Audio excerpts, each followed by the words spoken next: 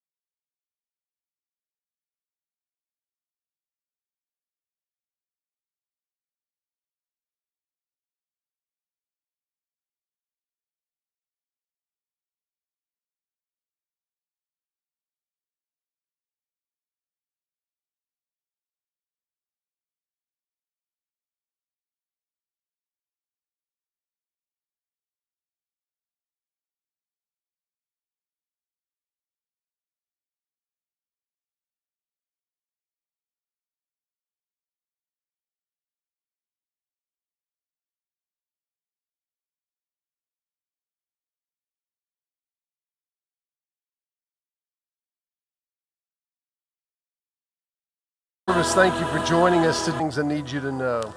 As you well know, school starts this week. That also means IXL is beginning. And we have two openings, one in the afternoon for a preschool person to help care in the after-school section of the preschool for the children that remain. And then we also have an after-school position for the older kids that would meet upstairs. If you are interested in more information regarding those two positions, they are paid positions. You can see Craig or you can contact Mallory directly or call us at the office. We need to fill those positions as quickly as possible, and if you can help with that, we would certainly appreciate it. And you will find that it is a very valuable ministry that we are providing to the children in this community, and one that you can be an active part in serving.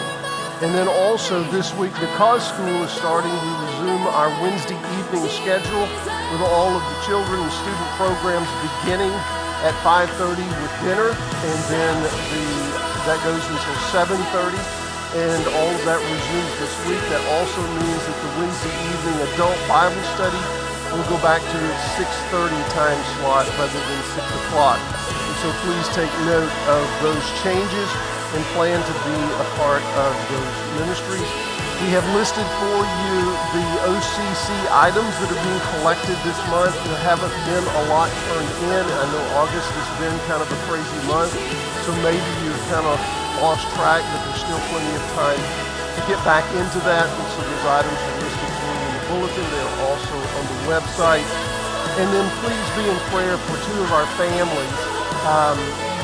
You may or may not, some of you that are newer to the church will not know Carol, but Carol Helton has been dealing with cancer again, and this weekend she passed away. The arrangements are not completed, but the time has been set for her service, and it will be Thursday. There'll be a visitation from 11 until 1 o'clock, and the service will be at 1 o'clock. And so please be in prayer for her children and the extended family during this time of loss, and remember them. Debbie Barrow has a sister-in-law that died suddenly while on vacation. That has been a very difficult thing, and so just asking that you would be in prayer for the family of Janet Barrow, in particular remembering Debbie and then Janet's children. All of those arrangements are still pending, and we want to just offer our support to her as her church family. So please be in prayer for these families. Today we have a special guest, and yet he's not a guest. He's one of us.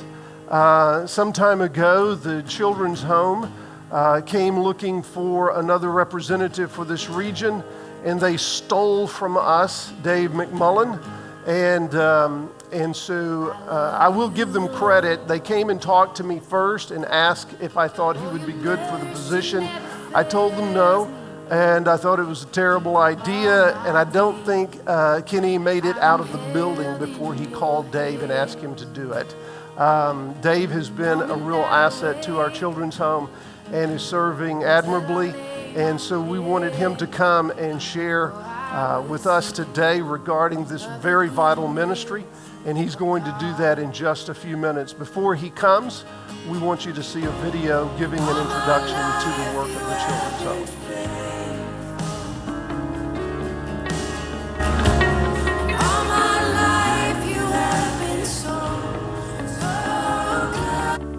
Oops.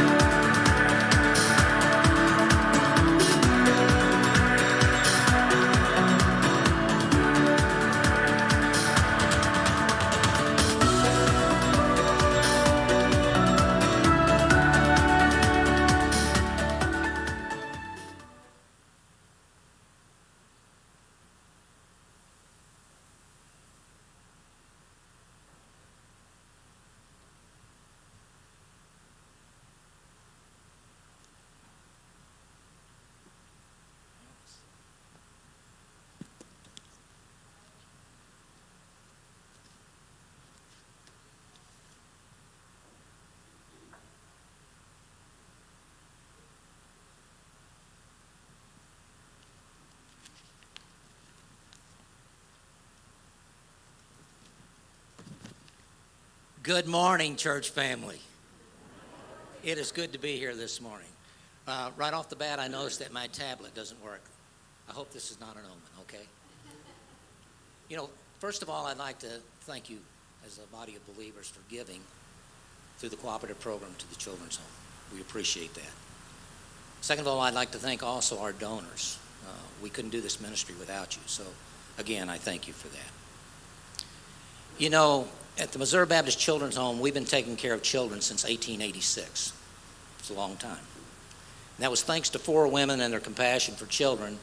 They managed to raise enough money to buy that first home and to hire a Christian couple to run that home.